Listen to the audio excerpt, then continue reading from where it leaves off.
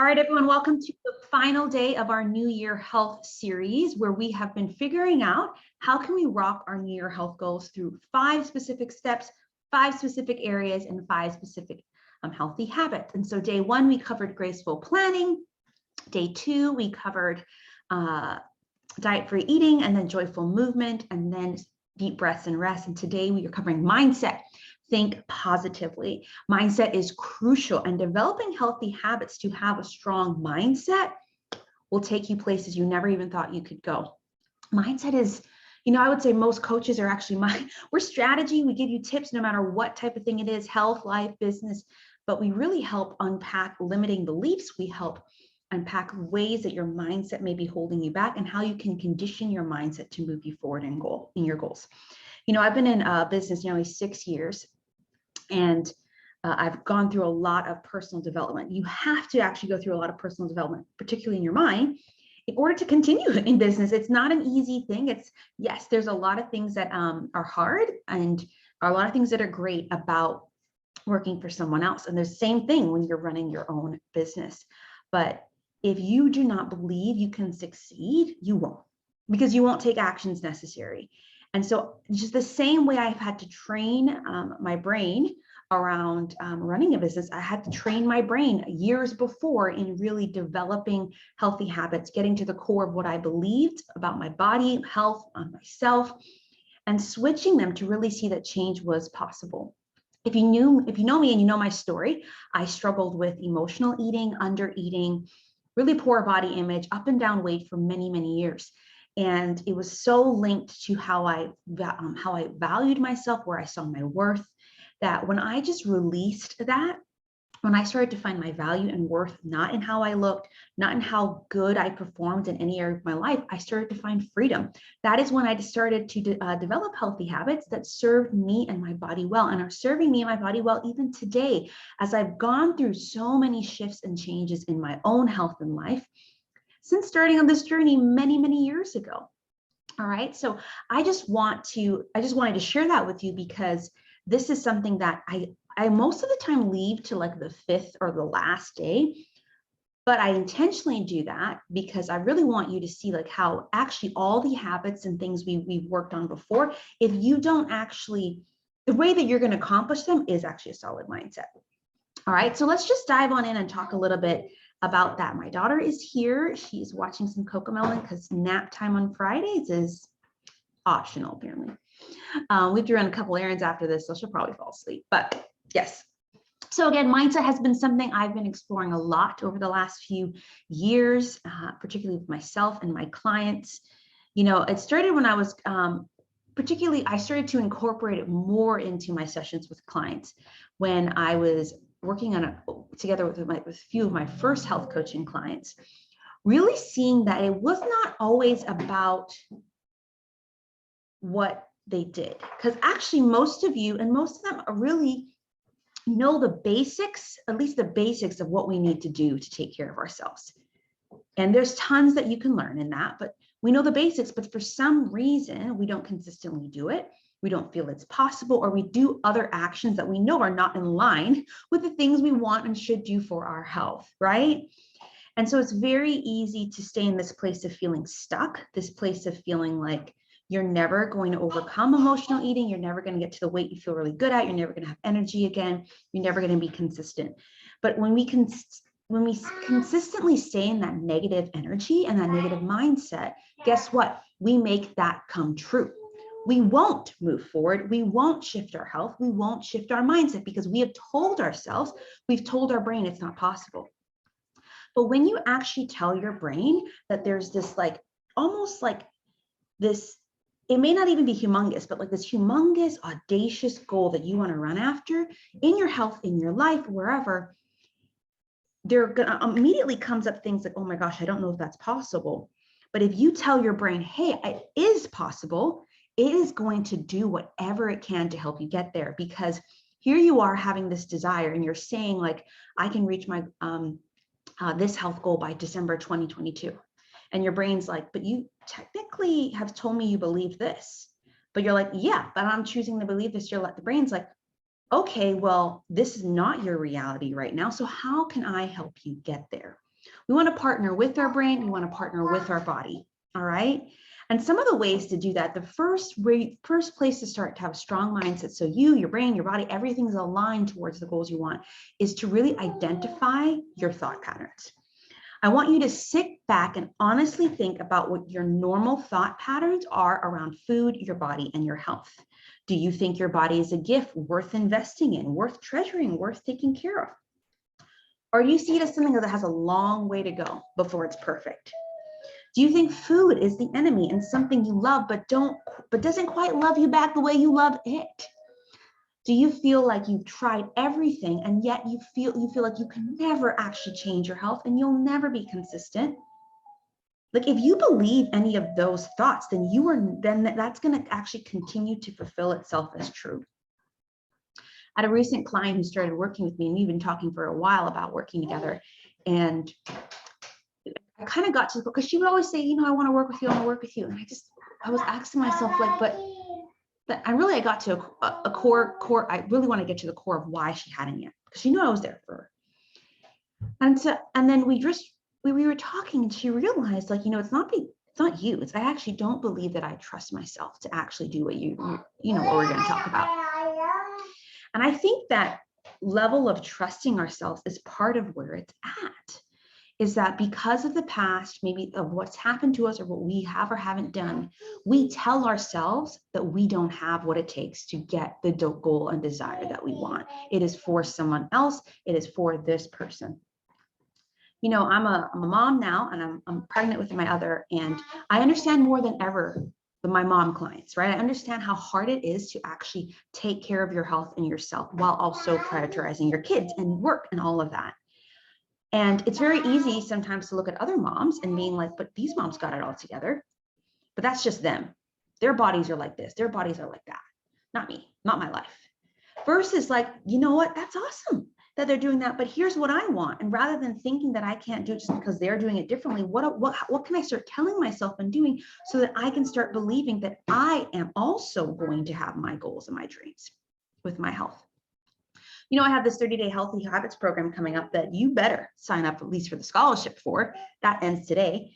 But, I'm not above even the things I teach, and I'm not above getting support. So I'm a part of this fitness health community that has just been a blessing in the stage of motherhood, kind of online, kind of simple, do from home.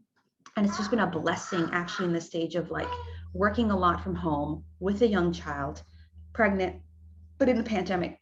And they do challenges every now and then throughout the year. And there's one upcoming, and I just was kind of like trying to figure out, which I think is very important. And some people have even told me, like, I want to apply for your scholarship. I want to do for your program, but I want to just make sure that I can have the capacity to commit to it.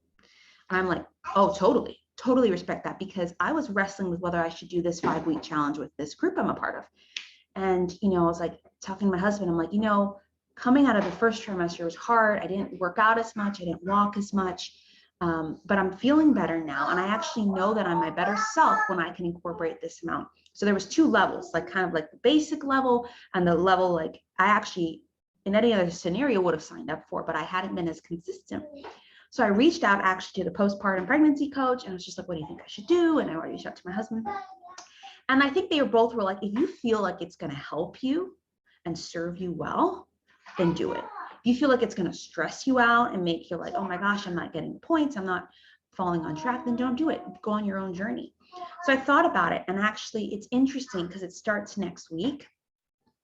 And this week, I would have already at least fulfilled the requirement for the fitness part, because I just had in my mind, I'm doing this. I'm gonna do this. If I'm gonna do it, I gotta kind of like prepare for it. Like, so I signed up, but I realized I signed up last night, the deadline, and I realized, wow, I actually did all of the requirements already for this week that I'm going to do over the next 5.